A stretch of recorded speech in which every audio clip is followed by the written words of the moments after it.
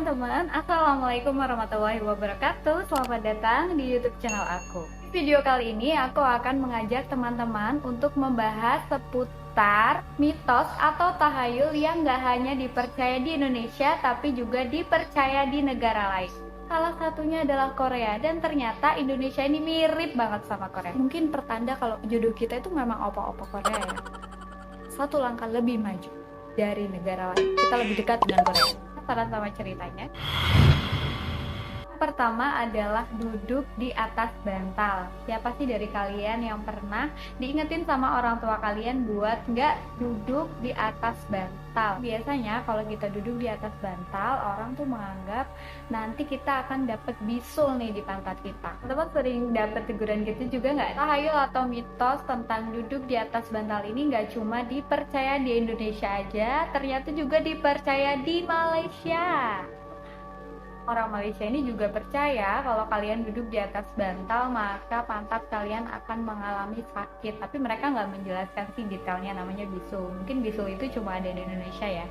Tapi ternyata dua mitos ini juga berlaku di Indonesia dan Malaysia. Tapi ada juga nih pihak yang mencoba untuk menjelaskan secara logis kenapa kita nggak boleh duduk di atas bantal. Karena di bantal itu banyak bakteri, banyak kuman, atau banyak debu. Makanya ketika pantat kita diletakkan di atas bantal, apalagi pantat yang gampang berminyak, khawatirnya nanti akan menimbulkan bisul atau jerawat di pantat. Itu alasannya kenapa kita disarankan untuk duduk tidak di atas bantal.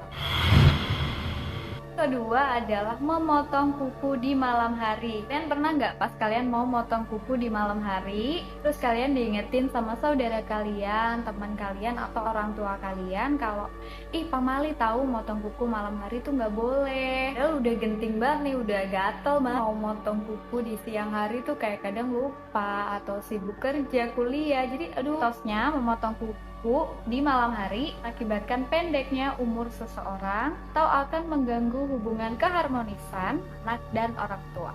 Percayaan ini juga ada di Jepang. Nah, kalau di Jepang memotong kuku di malam hari itu dipercaya dapat membawa ke kematian. Kalau di India memotong kuku di malam hari itu juga nggak boleh, terutama hari Selasa dan hari Sabtu. Selanjutnya, kalian percaya nggak kalau mitos memotong kuku ini juga dipercaya di Korea? Mitos memotong kuku di Korea ini lebih unik lagi. Korea tuh juga nggak boleh motong kuku di malam hari. Nah, kalau kalian memotong kuku di malam hari, nanti kuku kalian akan dimakan tikus.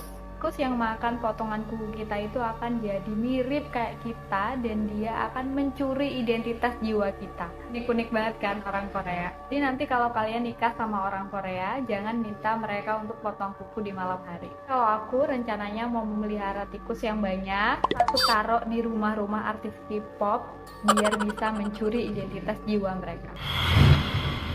Nggak sih dulu ketika kalian mau ngasih hadiah ke orang tersayang kalian, entah itu pacar, mantan, atau orang-orang lain? Bener kan, mantan tuh orang tersayang.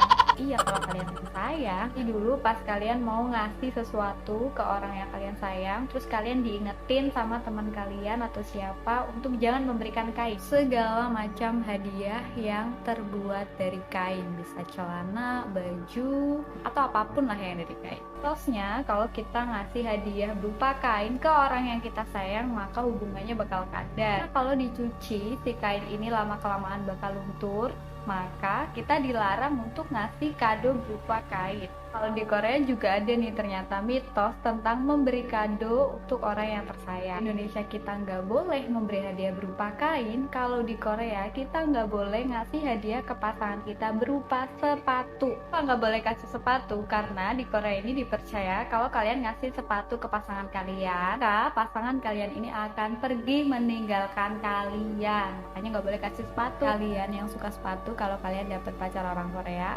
kalian gak dapet sepatu lagi. Selanjutnya adalah duduk di depan pintu. Kalian pernah nggak sih duduk di depan pintu terus kalian dimarahin sama orang tua kalian atau diingetin sama nenek kalian kalau nggak boleh duduk di depan pintu, anak perempuan nggak boleh duduk di depan pintu, pamali nanti jodohnya pulang lagi loh kalau ngelamar. Ternyata mitos tentang di depan pintu ini nggak cuma ada di Indonesia, tapi juga di Korea. Bedanya di Korea yang nggak boleh ditaruh di depan pintu cermin.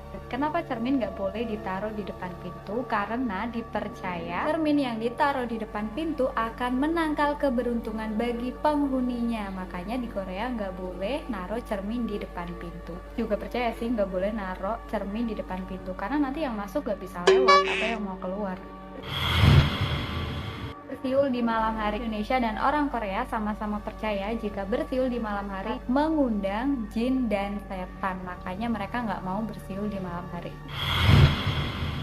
Selanjutnya adalah burung gagak. Indonesia sendiri dipercaya burung gagak yang terbang di sekitar suatu tempat dan burung gagak tersebut mengeluarkan suara di tempat tersebut akan terjadi berita kematian menimpa orang di daerah tersebut. Beberapa negara nih memang si burung gagak ini dianggap membawa aura negatif. Bahkan di Inggris ini dipercaya gagak adalah jelmaan dari penyihir jahat.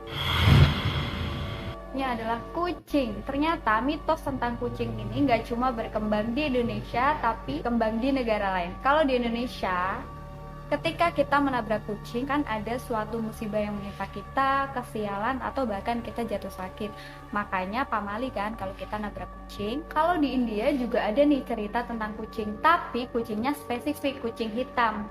Kucing hitam ini lewat di depan kita, maka terjadi hal buruk yang menimpa kita. Makanya orang India takut banget nih kalau ada kucing hitam yang melewati mereka. Orang India rela tidak melakukan apa-apa setelah mereka bertemu dengan kucing hitam, saking takutnya. Di India ini warna hitam sebagai lambang penderitaan.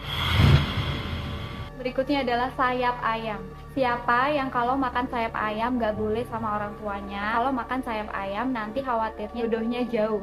Aku sering banget nih makan sayap ayam. Hanya nih jodohnya gak dateng-dateng. Ternyata gara-gara sayap.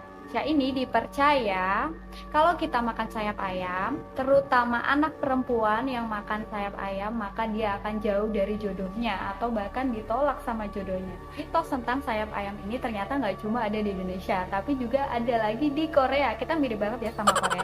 Di Korea, kalau seorang kekasih yang makan bareng terus makan sayap ayam, percaya kekasihnya akan pergi dan terbang meninggalkan dia. Jadi kalau makan sayap ayam, ini akan memberikan gairah kepada pasangan kita untuk berselingkuh atau mencari yang lain.